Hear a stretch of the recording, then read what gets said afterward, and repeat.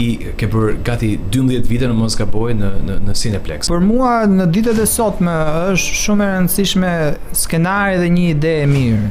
Njerëzit mahniten sepse AI ndryshe nga një vinç amplifikon fuqinë tonë të menduarit. E keqja e AI-t pastaj është kur ti mundohesh të kalosh shumë procese thjesht dhe vetëm për të thjeshtësuar hallkën e punëve. Odiseja po bën namin, Odiseja bëri namin këtë verë, solli një publik gjitha moshave. Çfarë nuk shkon sipas te kinematografisht? Mund ta filloj me çfarë po ecën mirë për shembull. Okej. Unë i ndaj në dy gotë. Gjysmë plot. Po, po ecën mirë sepse po prodhohet. Klemi Sinakoli është sot përballë me në një bisedë të shtuar nga ato që ne bëjmë në Shihemi në sy. Klemi, kështu e kemi quajtur në këtë podcastin tonë. Shumë faleminderit, shumë gjë e bukur kjo këtu edhe besoj që do jetë një nga bisedat më të bukura edhe me ty. Faleminderit shumë, jam shumë i kënaqur që të kam në podcast për t'ju informuar pak mbi Klemi bën. Unë do lë Klemin vetë flas. Shumë faleminderit. Realisht më pëlqen shumë të bëjmë bisedë shumë të çliret me ty. Siç po thoja, po zëre se nuk janë, siç po thoja, tani që kur u takuam po ndjej nostalgji për kohën time që ngjoja radio. Realisht jam shumë i apasionuar pas radios. Të thash që në kohën kur ti ishe në radio, mëngjeset e mia fillonin pas orës 10, sepse punoja turni dytë në kinema edhe zgjohesha pak vonë. Kështu që janë dy dashuri për artin, radio dhe filmi që ngelen tek unë. Tani më filmi le të themi është si gjys profesion, pasi detyra në kinema do ta shohim dhe si produkt dhe si biznes, por edhe si industri ku edhe lëvrojmë disi këto qefet tona, dashurit, pasionin për filmin. Pikërisht. Klem të dush bërë, se nuk e vetëm ti që më ke ndjekur mua, dhe unë të falenderoj shumë për këtë, po jam edhe unë që të kam ndjekur ty, jo pa qëllim do të kisha sot në program. Dhe ti ke bërë gati 12 vite në mos gaboj në Cineplex, apo jo? Po, 12 vite, pak pasi është hapur Cineplexi. Se thuj sa është ka dhe Cineplexi vetë, 13 bëjmë tani në dhjetor, 13 bëjmë tani në dhjetor, po. Edhe unë vetë kam qenë shpesh pjesë e kinemas. Nuk jam nga ata më të zakontet e saj, por shpesh më pëlqen ta shijoj një film, ta shoh një film, edhe nuk e bëj me batut këtë. Kam shumë sinqerisht që them, sepse filmat në rastin tim shihen pa i parë në ekran, po duke u ndjer, interpretuar, duke u lidhur me aktrimin, me kolonat zanore që janë kaq shumë të rëndësishme etj. Dhe në qendrimin tim në Top Albania Radio, ndërsa punoja, isha zëri i Cineplexit për radio. Po, i kemi i mbajmë mend ato mini trailerat që bëhen për radio, eksakt për radio, dikur i bënte Ledion Liço që ne kemi fatin ta njohim të dyta, kemi mik. Ledioni është edhe kështu super reviewer, unë nuk e di se si e gjente kohën edhe bënte review aq të gjata për filmin. I bënte. Edhe sa që nga njerën kur merrja shkrimet e Ledionit për t'i lexuar, thosha, gjatë shumë. Realisht, e di që jemi ne 100% gabim kur themi kjo, sa i gjatë, sepse po na humb durimi për me pa çdo gjë më shumë se 1 minutë e gjysmë në këtë botë. Edhe çfarë peshe ka kjo në kinema? Fakti që njerëzit tani kanë vetëm attention spamin e një Mickey Mouse në një kuptim apo tjetër. Shiko, besoj është konsumizmi, është ky termi fast food që po futet në çdo lloj industrie. Tani më në qoftë se më përpara filmat konkuronin me filmat brenda kinemas, domethënë ishte i njëjti treg ku dyqani në thonjza ishte kinemaja dhe dilte një film në tetor, më pas luftonte me një film që dilte në nëntor. Sot filmat konkurrojnë jo vetëm me njëri tjetrin tani më, por me çdo content të mundshëm. Sot me këtë kutinë magjike, siç ne e quajmë në telefonin në dorë, secili mund të prodhojë një content. Kanë arritur janë bërë filma vetëm me telefona, që janë distribuar dhe janë prodhuar edhe në Hollywood. YouTuberat po bëhen regjizorë më të famshëm në momentin. Kështu që kinemaja është në një treg edhe më të gjerë tani më.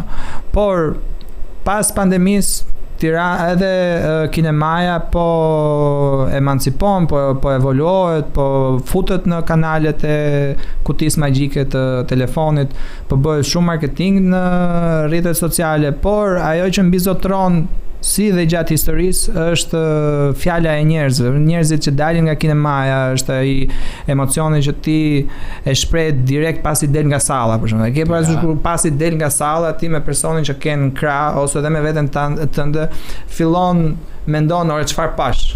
Pikërisht. Çfarë do them unë pas pashi super film ose sa kohë që pash këtë filmin humba 2 orë. Të gjithë kemi thonë ne kemi humb 2 orë të jetës tonë kur kemi parë një film, që se kemi pëlqyer.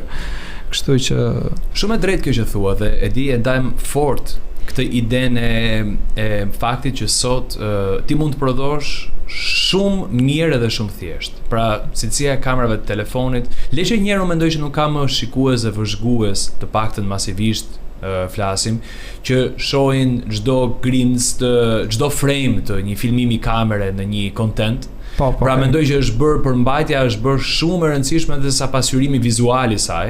Domethënë po të flasim për botën e content creators pastaj në YouTube apo në këto shortet e TikTokut apo Instagramit, ka video që janë po ti shohësh vizualisht janë komplete të çmendura, domethënë të regjistruar në një dhomë të gjumit të bërë rrëmuj. Por me që bota është bërë shumë treguese, unë mendoj që nuk ka më forcë ideja që ti duhet ta bësh shtëpinë e bukur se po të vinë miq. Pse miq ti ke për ditë në shtëpinë tënde sot. Kjo po bëhet edhe me vërtet si rasti që morë ti tani edhe në shtëpi nuk po i rregullojmë se do na vijë, se do na vijë njëri. Po tu më rregullu se. Po burro me këto që ke. Unë më dash po vije filane, po më po jashtë po di palem. Po njëta gjë pra edhe me filmin secili person është liberalizuar aq shumë kjo gjë, se secili person mund të krijojë atë idenë vet. Pastaj tregu është publiku. Në qoftë se një publik e përqafon një film, do shkoj me vrap, është fear of missing out, do shkoj që të shohë filmin në kinema. Në qoftë se ky prodhim nuk i hyn në punë askujt, sallat e kinemas do jenë bosh. Po kush është arsyeja që e bën sot arsye ose po themi forca apo elementi që e bën sot një film të pëlqyer? Për mua është eksperienca personale. Tha diçka Klemi që parë që ju e humbët se nuk kishën mikrofona. Tha që për mua, pavarësisht përfshirjes me kineman, me Cineplexin e tjerë, vazhdoj akoma ta shoh filmin si një shikues. Pra, dhe është i lirë në atë shprehjen e mendimit të tij, nuk kushtëzohet nga trendet, nga regjisorët, nga emrat, ndoshta edhe nga biznesi. Jo, patjetër që jo, morëm shembull filma që do i themi pastaj. Për mua në ditët e sotme është shumë e rëndësishme skenari dhe një ide e mirë. Një ide ndoshta origjinale, e krijuar qoftë edhe në ambient shqiptar për shembull. Në qoftë se ti ke një ide origjinale që e shtjellon bukur pa pasur nevojën që të marrësh atë kamerën Arri ose këto kamerat IMAX si xhiroi Nolani, ti mund bësh një gjë mjaft të mirë. Ashtu siç ju keni krijuar këtë studio këtu në pak metra katror, më përpara duhej një kombinat i tërë studiosh, profesionistësh, punonjësish që të bënin këtë lloj studio, ndërkohë që tani më ne jemi 2 persona. Me 2 të tjerë në support dhe prapë kemi shumë dhe po arrim tek i njëjti treg njerëz, siç mund ti të shkosh në vend të asaj kamere të kishe një Arri ose të kishe një gjë tjetër. Pikërisht. Kjo është gjëja që e ka revolucionarizuar botën, për mirë ose jo, është thjeshtësia e të punuarit. Dhe dikur e pam u çuditëm në kohën e daljes së iPhone-ve të parë dhe fillimit të teknologjisë smart në telefona, tani po e ndjen inteligjencën artificiale, që për shembull shumë studio me kompozitorë edhe të mirë, pra nuk flasim për njerëz që s'din të bëjnë muzikë, e kanë shumë kollaj të bëjnë një instrumentim primar këngës tyre me një AI tool, siç mund të jetë Suno, dhe të ndërtojnë pastaj që andej, se sa t'ja fillojnë që nga pika 0. Dhe këtu tani lind kjo pyetja që ne mund të bëjmë edhe pak filozofi për kënaqësinë tonë, dhe atyre pak njerëz që nuk mërziten nga kjo lloj qasje. A ja vlen të mos i përdorësh lehtësitë që të sjell koha ku ti jeton? Shiko, unë AI na shoh edhe si shumë teknologji më përpara. Që ti shtoj një fjali, pra aja vlen që ti përdor, që të mos i përdorësh shtetësitë që të ofron koha jon. Për mendet artistik. Po, edhe unë do qëndroj te kjo, AI ashtu si çdo formë tjetër më përpara e zhvillimit të teknologjisë për mua është një amplifikim i njohurive që ti ke. Eksakt. Domethënë, në qoftë se AI-n do ta përdori James Cameron, unë besoj që do sjellë një produkt më të mirë nga ajo çfarë James Cameron mund të bëj pa AI. Sepse po e krijon mendja e AI, mendja e James Cameron, i cili po futet në librarinë, le të themi, të AI dhe të nxjerrë një produkt më të mirë nga ajo gjë. Ai atë gjë e bën për të shkurtuar kostot, pasi në fundit James Cameron nxjerr një produkt, përveç nxjerr një produkt artistik, nxjerr edhe një produkt tregu. Ai do përgjysmoj koston, për shembull, një nga mangësitë e James Cameron që e vonoi shumë Avatarin ishte mos evoluimi i teknologjisë. Dhe u prodhua një film i cili kishte kosto maramëndse mbi $500 milion, dhe ai tani më ka një tools që mund ta bëjë të njëjtin film me gjysmën e kostos. Dhe një produkt më i mirë, kështu që por këtë toolsin AI-n e përdor James Cameron. Nëse do ta përdorja unë këtë tools, do ishte një gjë që do amplifikonte për keq njohuritë mia në të bërit një film. Kështu që është thjesht amplifikim në kohën ku ne gjendemi, besoj. Edhe unë këtë mendoj. Ajo është një vegël si gjitha të tjerat. Njerëzit mahniten sepse AI ndryshe nga një vinxh amplifikon fuqinë tonë të menduarit. Por po ta shohësh nga ky këndvështrim, edhe vinxhi në fund fare e rrit njeriu në një limit të tij. Pra ti nuk mund të ngresh me tonelata material në lartësi 100 metra lart me duart e tua dhe ndërton nëpërmjet forcës së të menduarit, nëpërmjet mendjes tënde, një pajisje që bën këtë punë për ty. Dhe AI në parim nuk është asgjë më shumë se sa një inteligjencë mekanike. Pra ti ke kompjutera, hardware shumë të fuqishëm që përdorin software shumë të veçantë për me përpunu të dhëna që llogariten në petabytes, ndoshta në 2-3 sekonda punë, që ti të kesh informacion të shkojqur mbi një çështje të caktuar. Dhe kjo e bën AI në fund të ditës një vegël si të gjitha tjerat. Dhe si çdo vegël, produkti ose më mirë të themi roli i veglës së produkt është asgjë më shumë se sa një copës e ides tënde. Nëse ideja është e keqe, kushdo që të punojë do bëj një gjë më të keqe. Nëse ideja është e mirë, do bëj një gjë më të mirë. Për shembull, sa evolucion ka krijuar në vitet 90 kur u krijua Matrix. Do ishte mirë ta shihnim apo mos ta shihnim Matrix? Unë them që vazhdoj të them që shumë mirë që u bë ai film. Përdori shumë teknologji, përdori VFX pa fund, por ama na solli një nga kryeveprat e kinematografisë. Star Wars ka qenë revolucion për kohën në vitet 70 kur është bërë. Pikërisht. Ishte mirë që kishim atë film, ishte jashtëzakonisht shumë mirë që ishte ai film. E keqja e AI-t pastaj është kur ti mundohesh të tejkalosh shumë procese thjesht dhe vetëm për të thjeshtësuar hallkën e punëve dhe për të justifikuar dembelizmin. Dhe për të justifikuar dembelizmin. Kjo pastaj është e keqe që do nxjerrë një produkt të keq dhe mediokër që nuk do pëlqejë. E klem, ama Odisea po bëndamin, Christopher Nolan me atë qasjen e tij jam me kur e pasha intervistën e famshme që thotë që nuk përdor telefon, nuk ka email, nga emailet ja sjellin të printuara. Po mi printuara thaj madhe dhe i shoh tha kështu funksionoi. Po ja, shi vetëm do funksionojë pa këtë gjë sot ose edhe unë do funksiononin pa këtë gjë. Unë them një gjë, se do ta devijoj bisedën tani. Unë them që pas njerëzve që dua, familjes, shoqërisë time, unë mendoj që për faktin që jam këtu që jam sot, kjo pajisja këtu ka merita të jashtëzakonshme. Edhe unë mund t'i kem gjithmonë një faleminderit, pra mund t'i kem borxh një faleminderit Apple-it për çka ka kriju. Patjetër, edhe unë këtë do thoja, sepse ne jemi një vend i vogël, ne jemi treg i vogël. Kështu që edhe unë e shoh një kuti që mund të marr informacione, që ndoshta pa këtë kutinë magjike nuk kisha kuti më.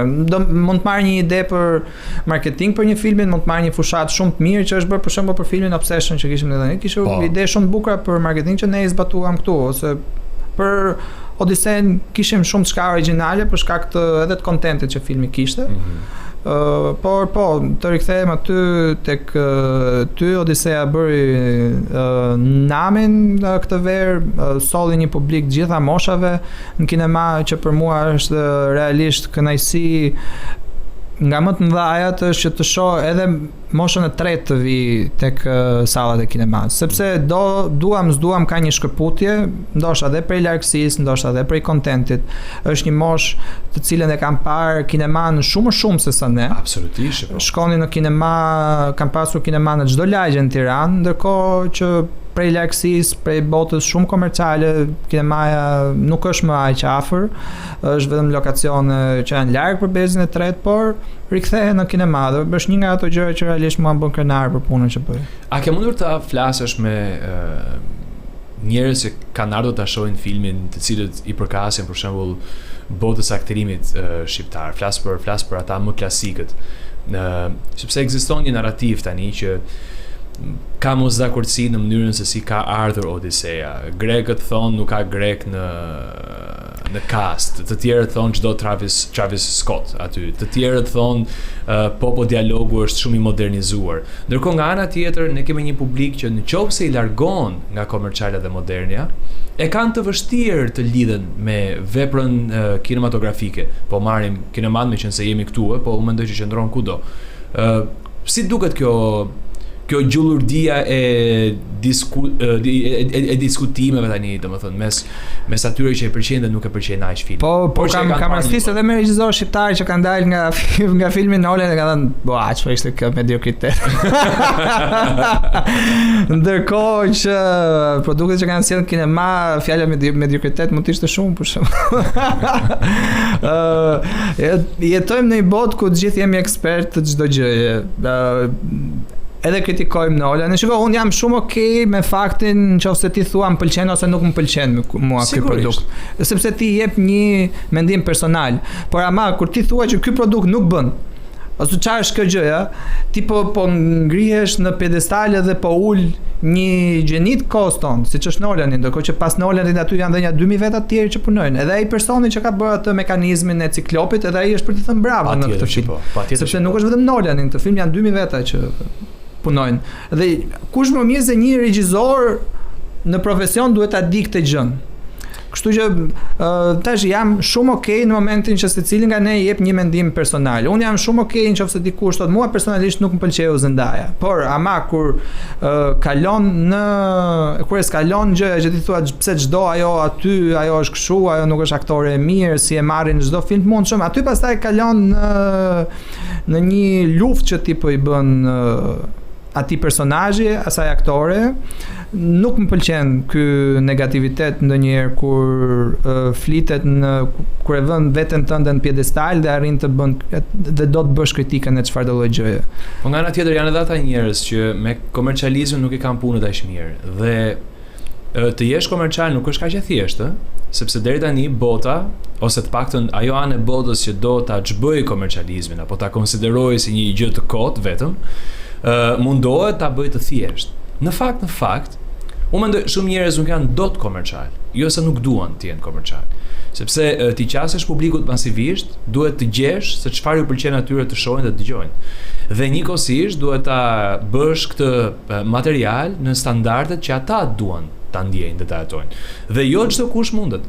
Dhe kur nuk mundesh, kthehesh në një dhelbër të dhelbra me rusht, fabla kjo është gjëja më e bukur. Asgjë pikërisht. Asgjë që ti se bën dot nuk pëlqen. Ti nuk noton dot. Po amplifikohet shumë kjo gjë dhe realisht për mua është një nga filmat më të bukur që unë kam pa 12 vite në kinema si eksperiencë kinematografike. Ka shitur mirë në Cineplex? Është filmi huaj më i shitur i këtyre 12 viteve, në pa mbyllur akoma një muaj, si pas 2 ditësh mbyll një muaj, kështu që është shumë mirë në shitje, por pa çka shitjeve, sepse shitjet të shpjegoj diçka, shitjet janë diçka relative. Për shembull, nëse këto shifra nuk i arrin dot një film do ja arrin 4 filma bashk, nuk është një problem. Do bëhen 4 filma bashk në muajin tjetër, do ja arrin këto shifra që arriti vetëm Odiseja. Nuk është problemi vetëm ke shitja, është më shumë Odiseja sjell publikun masiv edhe sjell të gjitha grup moshat në kinema. Ku edhe ai Travis Scott dhe ajo Zendaya që është futur në film, sjellin një gjenerat që me gjithë respektin nuk do vinin vetëm se ka bërë Christopher Nolan filmin ose se është Matt Damon në film, sepse nuk e njohin. Travis Scott mund të tërheqë një gjenerat të tërë të vinë në kinema. Edhe është emocioni im më i madh kur pash në premierë një sallë plot me 300-400 veta që kishte edhe 12 vjeçar, kishte edhe 60 ca vjeçar në kinema dhe ishin të gjithë pa piptir. Sot ti një 12-13 vjeçar mundot ta lesh 3 orë pa telefon. Po tek Odiseja ishte pa telefon. Nuk kishte asnjë dritë ekranit ndezur në sallë. Impressive. Kështu që është për tu kjo është për ta parë gotën gjysmë plot. Kështu është. Jo, patjetër që po. Unë mendoj që duhet parë gjithnjë gjysmë plot. Dhe ka bërë dhe më mirë nga filmi I famshëm I Michael Jackson. Pra filmi që pasirondjet në Michael Jackson I para muajsh vetëm, po, ai ishte një nga filmat më të bukur gjithashtu që kam parë në kinema. Kishte një audio fantastike. Unë e pash në IMAX në atë sallën që ne kemi në Kosovë, ku realisht dëgjohej çdo grimc e regjistrimit të zërit të Michael Jacksonit kur incizonte këngët. Ishte një realizim fantastik. Aktori kryesor nipi I tij ishte futur në petkun e Michael Jacksonit, ti nuk mund ta dalloje, domethënë nëse ishte Michael Jackson ose nipi. Edhe unë kam ndjekur shumë Michael Jackson si artist. Edhe kam ndjekur shumë nga sesionet e tij të regjistrimit, live record sessions etj dhe me të vërtetë që ishte vështirë ta dalloje që ishte nipi I tij që në fakt e luante. Dhe për Michael Jackson për shembull kishte shumë kritika online, shumë negativitet online, por le të mendojmë prap pozitivisht dhe me një gotë gjysmë plot, si do të njihej ky breziri me Michael Jackson I cili arriti numër 1 në Spotify pas 40 vitesh me këngët e tij, në një brez I cili nuk e di fare se kush është Michael Jackson dhe nuk ka parë ose nuk ka dëgjuar ndonjë video ti dhe arrin e çon në vendin e parë në Spotify. Ke një publik të ri që shkon e sheh në kinema Michael Jackson, sepse nuk kemi fatin, nuk kishim dhe fatin, nuk do ta kemi fatin që ta shohim një koncert Michael Jackson ku kemi vetëm disa pamje se si njerëzve I binin fikët në atë koncert dhe nuk do e shohim këtë gjë. Mundësia më e afërt e mundshme është filmi. Nëse edhe atë do ta baltosin pastaj është okay. Edhe njerëz në kinema që patën nga këto lloj ndjesisht të forta emocionale. Unë realisht më ka pëlqyer goxha realizimi I atij filmi. Po pres dyshin tani sepse është anoncuar që do bëhet dyshi, po patjetër sepse filmi arrin deri në kulmin e karrierës së tij. Besoj që tani do jetë downfall. do përshi periudhën e errët karrierës së Michael Jacksonit, por që është interesant, edhe regjizori mbas filmit është I aftë në këtë drejtim, edhe ka bërë disa filma të kësaj natyre. Po, është I njëjti grup, janë të njëjtët producent, Anthony Fuqua. Bravo. Janë dhe të njëjtët producent Bohemian Rhapsody, I cili deri para Michael Jackson mbaj si filmi më I mirë biopik I realizuar ndonjëherë. Eksakt. Dhe edhe ai realisht mua m'pëlqejnë këto filma biopik të cilët nuk futen shumë në psikologjizmin e personazhit. Por japin një pasqyrë se si ka qenë jeta e tij, me filmime sa më reale, me realizim sa më korrekt nga ana vizuale të koncerteve, të regjistrimeve. Shumë e quajnë pastrim figure për shembull, po quajnë pastrim figure për Michael Jacksonin këtë. Po unë nuk e konsideroj ashtu për shembull. Ajo është një pasqyrim me këto argëtimet e bëra pastaj për pedofilinë, me radhë dokumentarin e famshëm që kemi parë etj.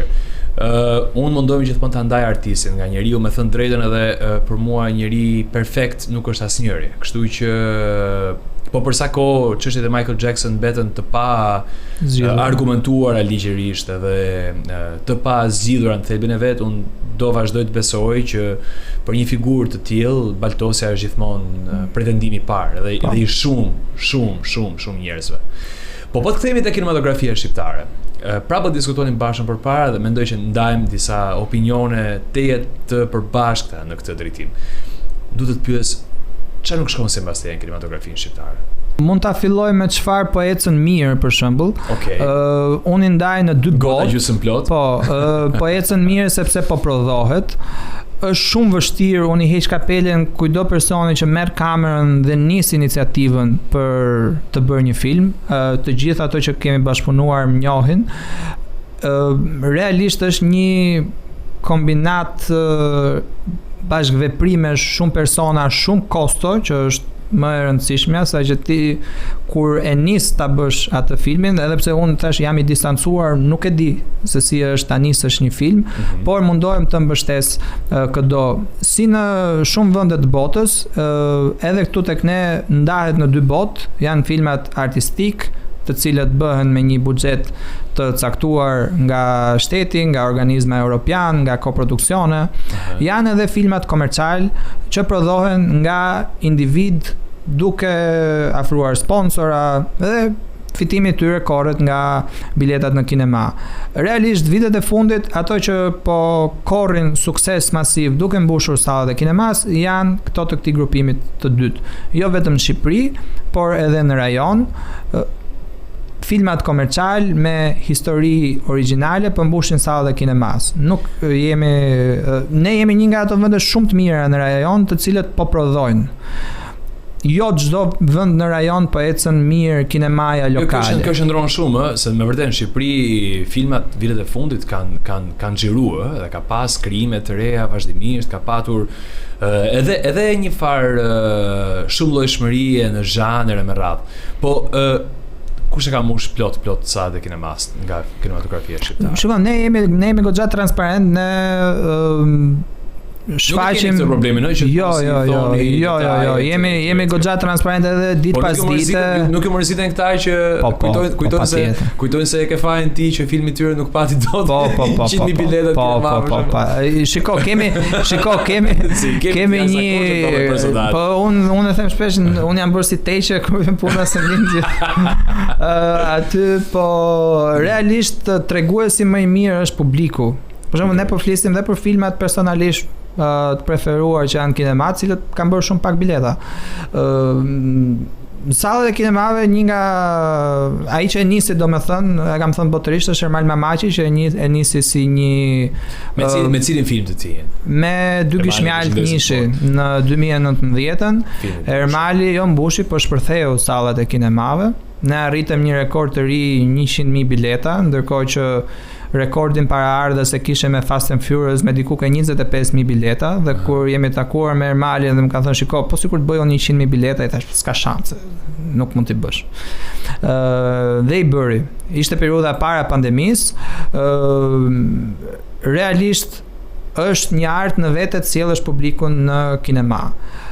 Ato që bëjnë art, unë nuk jam pjesë, por ato që bëjnë art e din shumë mirë që është shumë e vështirë ta bësh publikun të qeshësh. Është e vështirë. Është më e vështirë ta bësh publikun të qeshësh. Tani varet edhe se sa qesh vetë, ëh. Sidomos për ata që nuk qeshin. Realisht mua më ka pëlqyer ai film. Realisht mua më ka pëlqyer shumë ai film. Është i talentuar në Dy gishmjalë të Nishi kishte Ermali në një pozicion shumë të mirë. Elvana u çuditën të gjithë që ishte në atë lloj roli dhe edhe e ka qarë, e ka qarë atë rol. E ka qarë në çdo atë rol. Kuptim të mundshëm. Kemi pasur persona që vinin për të 6-ën, për të 7-ën herë të shihnin filmin në kinema për sa kohë ndenjën në sallat e kinemas. Kishte personazh për shembull Margenti, ishte nga rolet e para dhe u marrosën gjithë duke marrë Margentin pastaj në për filma. Rez Veleshnja me një rol shumë të vogël, por domethënës shumë domethënës shumë të mirë në film. Kështu që ishte një produkt shumë i mirë i bërë për kinema. Më vonë bëri I Love Tropoja, gjithashtu ishte në rrugë për të super pëlqyer. Ishte në rrugë për të thyer rekordin e vet të Ermalit, por ndodhi pandemia dhe sallat e kinemas u mbyllën. Pasi ishte në javën e 3 në mos gaboj, ose një muaj kishte filmi në kinema, ishte në rezultate shumë të mira dhe u mbyllën sallat e kinemas prej pandemisë. Pas pandemisë periudhat ishin shumë të vështira, sallat e kinemas ishin bosh, kufizuara me shumë kufizime. Një film që thyeu akullin ishte Dashuri dhe turbulenca nga Papa Dimitri. Ai risolli publikun shqiptar në kinema dhe realisht unë jam shumë i falendërues për atë produkt që erdhi, pavarësisht shifrave që nuk arrin tek këto 100.000, por realisht edhe ato 10.000 që erdhën për pak javë na u dukën 100.000 pasi solli publikun në një ambient të mbyllur, ndërkohë që të gjithë po i shmangnin pa ambientet e mbyllura në atë kohë. Dhe suksesi i këtij viti më pas ishte falli dyshi. Un kam vendosur të bëj një ndarje para dhe pas pandemisë, ashtu se bota po i bën, si para dhe pas Krishtit po shkon kjo punë. Dhe falli 2 është filmi më i shikuar pas pandemisë me mbi 70.000 bileta të shitura vetëm tek ne. Dhe pas Okej, super. Ndërkohë, domethënë, kemi një shtadishti, kemi një Einstein këtu në Trio Multimedia, një matematicien, i cili po më thotë, okej, 100.000 bileta ke filmi Ermalit, herë 700.000, pas ka bërë Ermali me filmin. Shiko, ky është komenti i parë, sa herë neve nxjerrim shifra. Ju vjen nga komente? Po, është komenti i parë. Në Shqipëri, po e çuditshme është që vetëm në Shqipëri dhe në Kosovë na vinë neve këto. Jemi për të bërë llogaritë e tjera. Ne vdesë më marrojmë, por çfarë? Po taktën mund t'i heqin të vëshën aty 700.000, mund të heqin share-in ton, mund të heqin share-in e Ermalit, mund të heqin përqindjen që merr qendra kinematografisë. Po e para është një meme kështu për dallë që del njëri thotë, you know how much it costs to build an iPhone? A dini sa kushton me ndërtu një iPhone tash? $1, $2, është $10 më, një gjë kështu midis këtyre numrave. Dhe domethënë ti mjafton të kesh haberin më minimal për teknologjinë për të thonë vëlla, çfarë po thon? Po. Kështu që thonim, ku bëhet gjithë ekspertët prodhimit e të. Po mirë, gjë e mirë është që ngjall interes, edhe realisht Ermali bëri shumë mirë për shkakun që e pa këtë gjë si një produkt. Sepse edhe kjo qasja që ne duhet të shkojmë gjithmonë t'i kërkojmë para shtetit, shteti nuk jep para dhe gjithmonë të ankohemi, mua më duket pak të thoya komunizëm, sepse ne nuk mund të drejtohemi tek shteti për çfarë do lloj gjëja, për shembull tjetër politik që ka një strukturë tjetër dhe që ke një produkt baza kinematografisë. Po, mund të diskutosh që për çfarë shkojnë ato para që shteti jep për filma gjithë ditën. Edhe aty mund të mos bijem dakord që po shkojnë në një drejtim duar. Mirë, sigurisht. S'është problem. Kjo është çështje tjetër. Por nuk mund të shkojmë neve tek shteti për çfarë do lloj gjëje, themi duhet bërë një film për këtë gjë dhe duhet shteti të japë lekë. Pse duhet të japë shteti lekë? Ke një ide shumë të mirë. Me një kinematografi të mbështetur në kino studio shtetërore, për mua bota ka ndryshuar. Për mua ajo për shembull është kino studio. Unë i dua shumë dhe jam rritur në këto filma, mbaroj për ato. Në nivel artistik ato janë të pachmushur. Në çfarë do lloj drejtimi, unë për ato kam një qasje që unë për mua ato duhet merren të gjitha, të futen në një kasafort banke shumë të sigurt, të ruhen si ar aty, të restaurohen, të sillen publikut në mënyra nga më të ndryshme në kanalet që publiku do, por është mbyllur ajo histori. Nuk ato kishin një buxhet unlimited. E di çfarë mund të bësh ti sot me një buxhet unlimited? Mund të bësh çfarë gjë, por nuk i ke më atë buxhet unlimited. Sigurisht. Është lënda e parë. Kur ti nuk e ke lëndën e parë, bëj eksperimente sa duhet, nuk do nxjerrësh produktin që do pa lëndën e parë. Atë lënda e parë ishte pa kufizuar, kishte lek sa dush, kishte aktor kolosal, kolos, kishte dublant, kishte personazh, ngrije një fshat i tërë, një uzinë e tërë vetëm për të bërë një film. Sot se bën dot. Jo. Fryma e bashkëpunimit nuk është më e njëjta. Po Klem, a je ai që kur ajo sa të na thush edhe kush kanë qenë një ose dy filmat që ty të kanë zhgënjur në pritshmëri në kinematografinë shqiptare? Me pak fjalë, kush film ka shitur më pak? Filmat që më kanë pëlqyer më shumë personalisht. Këto kanë qenë zgënjime, sepse realisht kanë qenë dy filma që mua më pëlqenin shumë. Ka qenë Legjenda Bastonit e Gjosli Ramës. Po. Shumë film mirë. Realisht një nga filmat që unë mund ta shoh disa herë dhe nuk më lodhet në këtë kinematografi të pas vite, të këtyre 13 viteve po flas që ekziston kinemaja multiplex.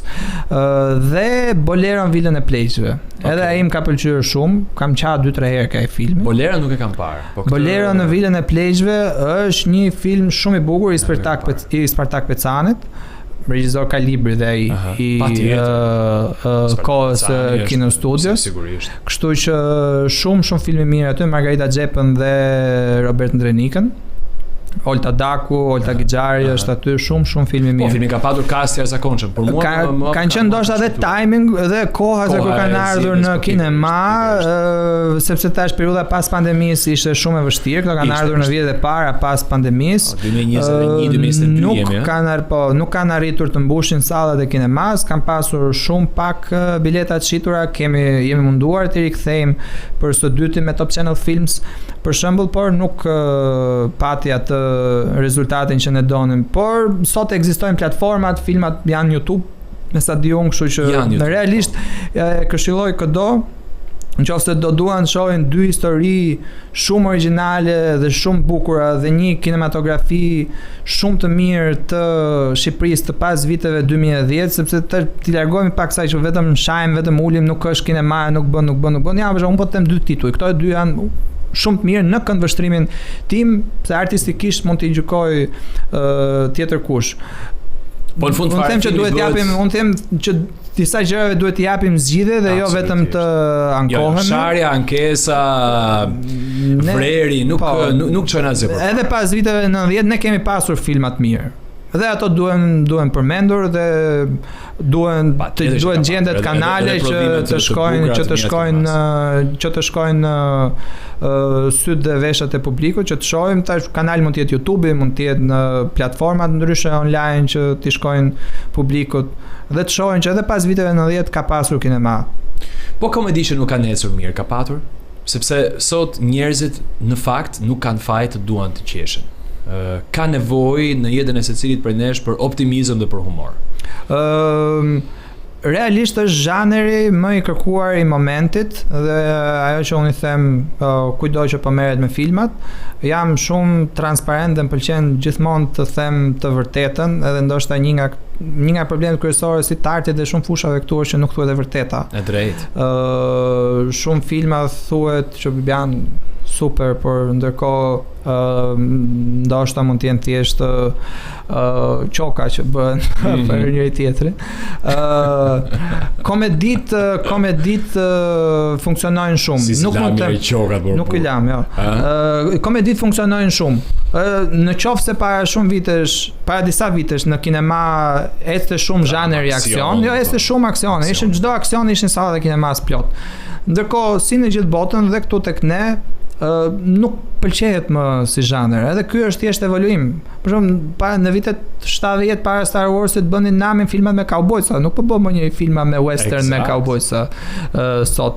Më përpara në Itali për shembull bënin namin Natale nuk i sheh më njëri, por ama shkon Keko Xalone një javë pas Avatarit dhe thyen çdo rekord të tij që kishte vendosur dhe mbush sallat e Italisë plot me filmin e tij të ri dhe nuk i plasi fare që ishte Avatari një javë para që do i merrte sallat e kinemas, ai vendosi Buen Camino, filmi fundit që nxori një javë pas Avatarit. Ashtu ka thënë, një javë pas Avatarit dhe ka pasur feedback i jashtëzakonshëm nga publiku. I jashtëzakonshëm. Bën që është film i bukur, është një komedi e mirë që ti mund të qeshësh, por edhe mund të marrësh mesazhe. Pikërisht. Për shembull, një gjë që ndoshta mungon në komedi sot është edhe të futet dhënia e disa mesazheve. Ka pasur raste sporadike. Për shembull, Claudia Ibrahimaj bën kontent shumë të bukur dhe për dhënie mesazhesh në film, po edhe një komedi shumë të lezetshme. Më pëlqen për shembull Dora se si Claudia shkruan. Kështu që edhe këtu e shoh gotën gjysmë plot, është një person i cili realisht shkruan bukur për shembull. Në fund fare ta shohësh gotën gjysmë plot është çështje qasje dhe mendoj që duhet të jetë qasja që të gjithë duhet ta kenë. Mendoj është një nga mesazhet e bukura të podcastit sotëm përveç diskutimit të gjatë të gjerë mbi filmin. Klem, ishte shumë qejf që të pata në program. Gjithashtu edhe kjo biseda e lirshme me ty për mua ishte shumë super, për bisedë shumë ndoshta për mbyllje vere, ashtu si ai fundi ke Cinema Paradiso që mi shiu edhe pastaj jo. Cinema Paradiso është filmi i preferuar i Klemit më që. Po. Un kam Okej. Po mirë, tatuash edhe ti, thoj edhe ti filmin e preferuar, përse vetëm për mua Invictus është i preferuar, për mua i preferuar është ka shumë. Meet Joe Black ka qenë gjithmonë. Super film, edhe unë e shoh gjithmonë atë Meet Joe Black. E kam pasur shumë qejf. Klasikët pa diskutim. Po. Pretty Woman etj. Okej, faleminderit shumë që na dëgjuat edhe na pat. Një javë të këndshme nga mërkura e tutje dhe mos harroni. Duhen vetëm 7 ditë të tjera për të më parë të ftuar me një të ftuar tjetër, se për të më parë të ftuar si dihet ku më ta ftoj njërin edhe të premten çtu në never know. Faleminderit që na ndiqni. Na shkruani në komente gjithashtu nëse ka diçka që ne duhet ta bëjmë më mirë apo diçka që juve nuk u pëlqen aq apo diçka që ju duket e tepruar etj. Faleminderit, kujdesuni për veten. See you soon.